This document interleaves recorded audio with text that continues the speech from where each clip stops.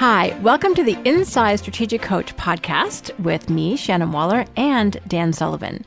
Dan, I'm excited because today we're going to talk about making your mind bigger than your brain. What do you mean by brain? What do you mean by mind? And how can you make one bigger than the other? There's a lot of talk about intelligence today.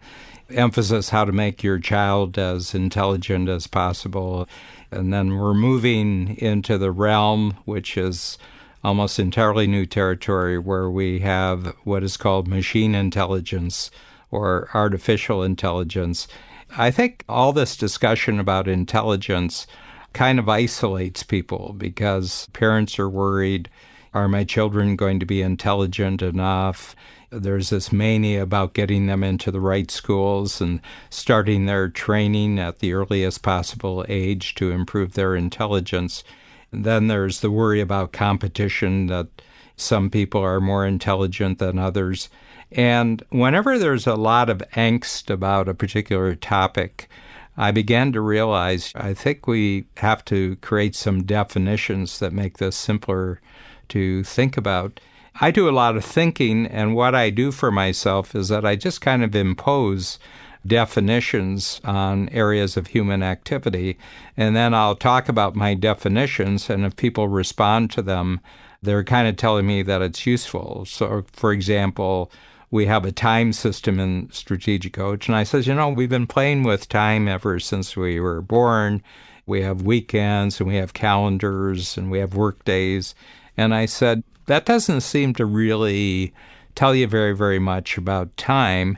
So I've got 3 definitions of time, and I just take the days of the year, which there are 365 except leap years, and I say, well, why don't we treat each one of these days as a building block? There's going to be 3 building blocks. One's going to be called a free day, 24 hours. You're just free completely from work.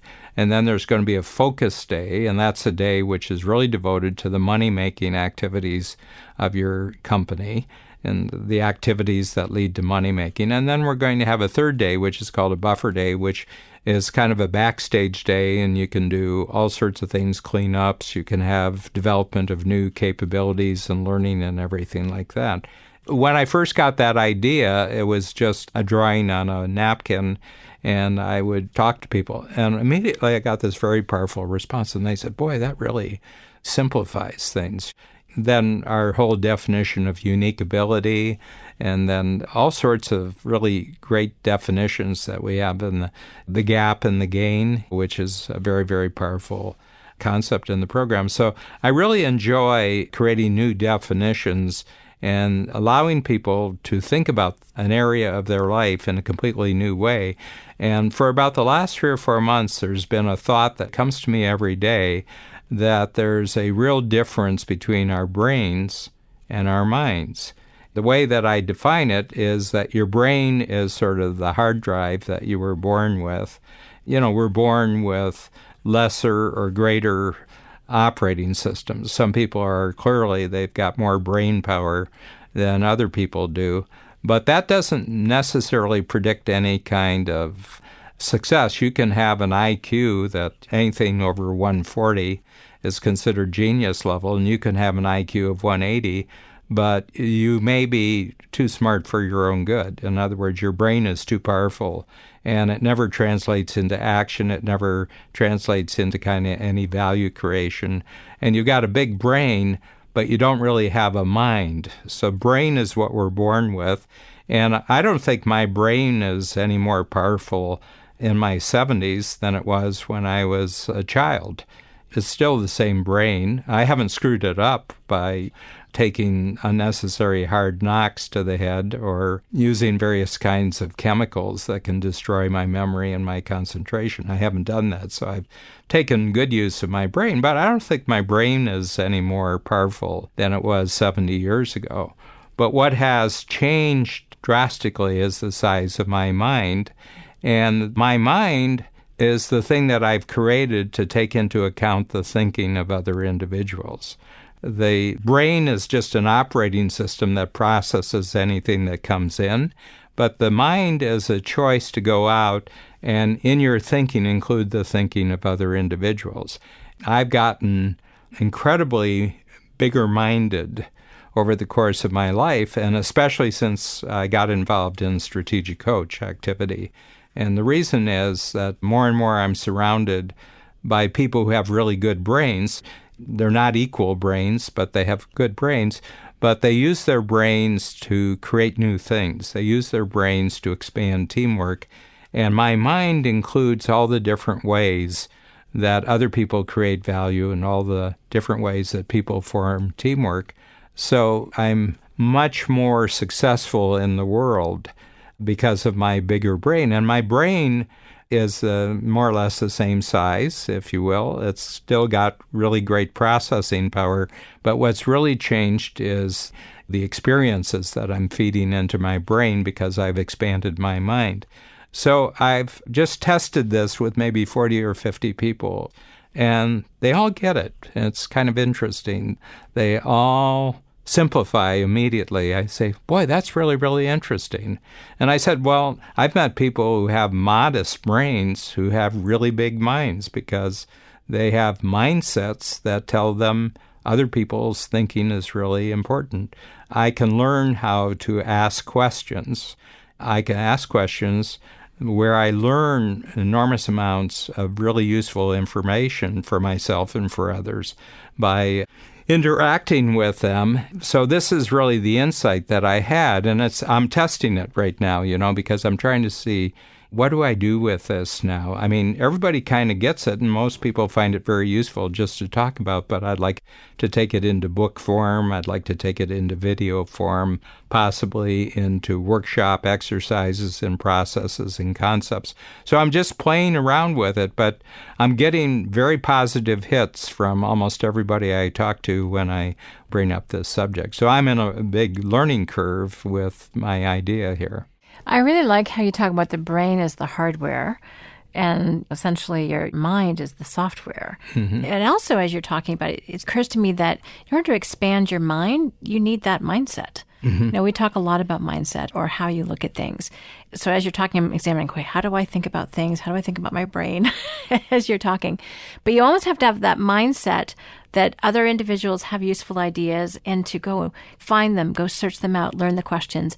And the other thing, Dan, is you read an enormous amount. Mm-hmm. Your context is one of your strengths, find your strengths, and you love knowing how we got to here. Mm-hmm. And that's another way I think you feed expanding your mind as you go through this. I got a real good direction from my mother when I was very young. I didn't like school. She knew I didn't like school.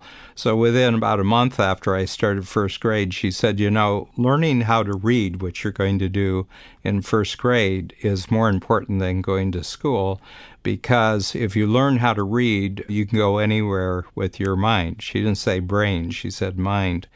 I just latched onto that. I said, good point, Mom. I really like that. First of all, she was sympathizing and understanding that I didn't really like school. And she said, reading about the world and history and reading about politics and reading about geography and all that really, really nourishes you, and it makes your mind really, really powerful. And she told me this at 6 years old, and I just took her totally seriously. And so ever since then, I've just been passionate about reading. She was a big reader herself, so I think she was passing on something that she had found very valuable. And I developed a mindset because people say, well, he's a real dummy or he's really, really smart and everything else. And it kind of sets up where people are kind of isolated from each other and they're kind of in competition with each other based on something they had no control over, because what kind of brain they have is a genetic function. Who your parents were kind of determines what kind of brain you have. And I said, it's kind of a useless activity to be comparing something that you had no control over. Now we can enhance our brains with chip implants and everything else. And I have lots of doubts about that if there isn't this recognition that you can enhance yourself much more easily just by learning how to ask great questions and get the full value of other people's experiences and their ideas. So I don't feel any special need to enhance the power of my brain, but what I am passionate about is continually expanding my great mindsets, which allow me to take greater and greater advantage of the thinking of other people. I've got this massive amount of thinking in the world that's available to me. I don't have to go in for an operation. I don't have to have something implanted in my brain to develop a bigger mind and to become smarter in terms of how humans really operate and how humans think about things. So that's available to me every day. And I've been constantly growing in that direction ever since I was a child. The aspect about this is I don't feel in competition with anybody. Okay, as a matter of fact, I need really, really smart other people. I need them around me, and I seek out really smart people, but not necessarily smart because they have huge brains, but smart because they also have expanded minds. And they've already checked out all sorts of experience where with just some questions and a really great conversation, I can acquire enormous amounts of knowledge that has been developed because of their minds. So I think that this is kind of an important idea in the 21st century, just to relieve the people of this sense of isolation and competition they have about their brain with other people's brains. You got a brain, and that's it. I mean, don't screw it up. Eat right, get lots of exercise, get a lot of sleep, drink lots of water. Don't take things which kill brain cells. But on the other side, what I really encourage, and I think this is what Strategic Coach is all about, is the constant useful expansion of your mind to take in the useful experience and knowledge of other people. So that's really what I'm aiming here. And give up this thing about your brain. Your brain is what your brain is.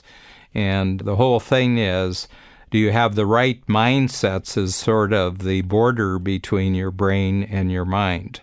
And one of mine is that I don't want to be the smartest person in the room, but I would like to be in a room where everybody's getting smarter. Which is such a great way to put that. I totally agree with you. And I hadn't realized, there is all this stress about people's brains. And I read this similar articles, and I have 2 teenage children. So, and they go in the gap. They really stress about, am I smart or not smart? And that's really the scorecard in school, which, yes, I want them to do their homework and do the profiles and tests and stuff. But I'm much, much more concerned with how are they thinking about things and how are they going to create value in the world and what's their unique ability and how can they make a difference for people. Those are the things I really want them to focus on, but they're kind of distracted by this brain conversation. So as you're talking, I'm like, ooh, this is so relevant to me right now. And I know some really, really smart people with really small minds, and they're not fun to be around, and you can't create value with them, and they don't value what other people think. So it's very difficult to have a productive conversation with them. Yeah, I think there's kind of a crisis that's happening with individuals. They feel that they're cut off from progress just because of the brain that they were born with. And I said, don't go there. First of all, not enough is really, really known about that. Maximize the use of the brain that you have. The thing I have noticed is the more expansive my mind becomes, the better functioning my brain becomes. And the reason is it doesn't pay attention to a lot of stuff. I don't see the world outside me as a threat. I don't see other people as competitors. I'm just really, really interested. Have they discovered something in expanding their minds that I can just listen to them and I can learn it, and I don't have to go out and actually spend the time getting the experience. And there's this huge threat that the machines are going to get so smart. Artificial intelligence is going to be so far superior to individual intelligence that we'll just be worthless and the machines will eventually eliminate us. And I said, this is coming from a huge misunderstanding of this distinction between your brain and your mind. We've got Alexa, who comes from Amazon. That's the little robot that you have, and you ask Alexa questions. And I don't see any attempt on Alexa's part to ask me questions about my experience. It seems to me that Alexa is very, very limited, and everybody says, one day these things will do their thinking. I said, but they don't ask questions, and they don't tell very good stories. They're no good at jokes. They don't really create anything. They simply regurgitate And I think they're emphasizing the wrong thing. They're trying to build bigger and bigger brains, but they don't have any sense about what the mind is. The mind actually includes all the human beings that you've ever met in your life. And that's why wisdom is usually not found in children. Children can have super brains. They're super fast and they're super quick and everything else, but what you don't see is a lot of wisdom. And I think wisdom is really associated with the mind, and pure raw intelligence is really related to the brain. So I'd like to make that distinction and reassure people. I says, look, you got all the brain you need. What you need to do now is to have mindsets that continually expand your mind. Dan, this is fascinating. Thank you so much. Thank you very much, Shannon. This is very exciting for me.